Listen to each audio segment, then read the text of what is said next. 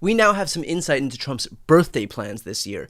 The AP is reporting that Donald Trump is planning a massive military parade involving more than 6,000 soldiers to celebrate, him. Because nothing screams patriotism quite like a taxpayer-funded show of military might, not in honor of a national holiday, not to mark the end of a war, but to glorify one man, Donald Trump.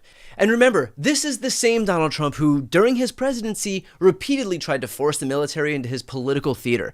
We saw it when he wanted tanks at the Lincoln Memorial for his Salute to America event.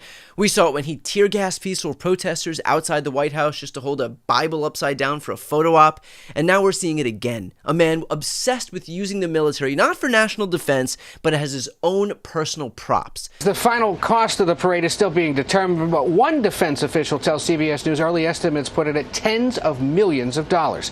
Held near the National Mall, it would involve more than 6,000 troops, 50 military aircraft, plus 150 military vehicles like Bradleys and Strykers. Also tanks. And a U.S. official tells CBS News they'll likely have to be put on flatbed trucks to distribute their weight to prevent damage to roads. President Trump's been calling for such a parade since his first term. It's scheduled for June 14th, which, besides being his 79th birthday, is also the 250th anniversary of the Army. It's also worth noting how completely un-American all of this is. Military parades like this are not a part of our political tradition, and there is a reason for that. This is the kind of display we see from regimes like Russia and China and North Korea. These spectacles are about domination, fear, and power, not about freedom, democracy, or any of the values that we claim to stand for. The reality is that it comes straight from the authoritarian playbook. Just look at Vladimir Putin. Russia holds massive military parades every May 9th for Victory Day, with tanks rolling through Red Square, soldiers goose-stepping in front of the Kremlin, and fighter jets screaming overhead. All of which is meant to reinforce one message: the supremacy of the state, embodied in just one man, Vladimir Putin. No wonder Donald Trump is so far up his ass. He wants to be him by proximity. Or look at Kim Jong-un. North Korea stages grandiose military parades with ballistic missiles and thousands of troops all marching in unison. And the centerpiece of those parades? A smiling, waving dictator on a podium soaking in the adulation from his carefully controlled audience.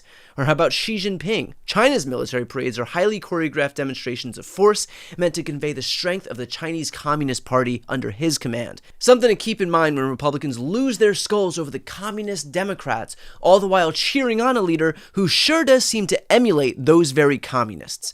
But Trump has taken note of all of this. He admires it, and more importantly, he wants it. He sees those parades and he sees power. Not democratic power, not the power of the people, but raw, personal, authoritarian power. In fact, Trump has been obsessed with military parades since he witnessed France's Bastille Day celebration. But here's the critical difference. France's parade celebrates their national day and Republican values, not President Macron's birthday. The distinction here is quite large. But of course, Trump saw the French parade and thought to himself, wow, look at all those tanks and soldiers. I want all of that, but make it about me. Because that really is Trump's superpower. Seeing literally anything in the world and figuring out how to make it all about himself.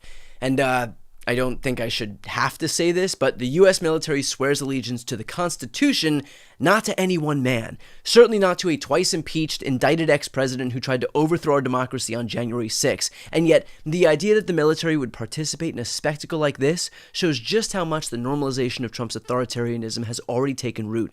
Again, this isn't about honoring veterans. It isn't about unity. This is about using the military as a political weapon against its own voters, own citizens, and worse, as a symbol of loyalty to a man, not to a country. I mean, just imagine for a second if President Barack Obama had requested a massive military parade for his birthday. Fox News would have spontaneously combusted. Sean Hannity's head may have literally exploded on live television. It would be enough for Judge Jeanine to swear off boxed wine for good. We'd have seen congressional hearings for the next 6 years about Obama's birthday parade gate. The same people defending this now would have been apoplectic. And they would have been right to be concerned, by the way, because that's not how Democratic leaders behave. But Trump isn't interested in how Democratic leaders behave because his priority is showing outright hostility to our Democratic allies. This is the same Donald Trump who openly mocked NATO, who considered pulling the US out of the alliance altogether, the same Donald Trump who called the European Union a foe, who cozied up to dictators while trashing democratically elected leaders like Angela Merkel and Justin Trudeau. While Donald Trump embraces authoritarian regimes, he abandons the very alliances that have kept the world, including the United States of America, safe and prosperous since the end of World War II. And now he wants to march tanks down Pennsylvania Avenue to celebrate himself. If this isn't a giant, flashing, blinking red light, I don't know what is. But the sad reality is that we have seen this before, and we know where it leads. The use of military force to celebrate a leader's birthday is not a neutral act. It's not just political theater, it is a signal, a test. It is about seeing how far Donald Trump can go before we stand up and say enough. In autocratic regimes, those displays come before the loss of civil liberties and civil rights. Before the purges, before the censorship. They start as parades. The way they end is a hell of a lot less jovial. Donald Trump wants to rule like a king, not govern like a president. And a military parade in his honor is just another step in exactly that direction. The sad truth is that he's not trying to emulate Lincoln or Roosevelt. He is trying to emulate Putin, Xi, and Kim. This is where the descent into autocracy begins, with symbols, with gestures, and frankly, with silence. The good news is that we still have a chance to stop it. And if and when Trump does his military parade, I can promise you that there will be counter-programming, and I would ask of everyone here that we take to the streets for it. If Donald Trump wants to turn Washington, D.C. into his own personal fiefdom, then we show him what the rest of the country, the hundreds of millions of us, are willing to do, that are going to dwarf whatever little personal insecurity parade that he's running in D.C. Donald Trump relies heavily on making us feel powerless, but the reality is that Republicans can run all three branches of government, they can pass executive orders, they can hand down autocratic edicts, but I can promise you that nothing they can do will be able to supersede the voices of millions of Americans taking to the streets. Do not forget that political gravity exists, and that we're here to wield it.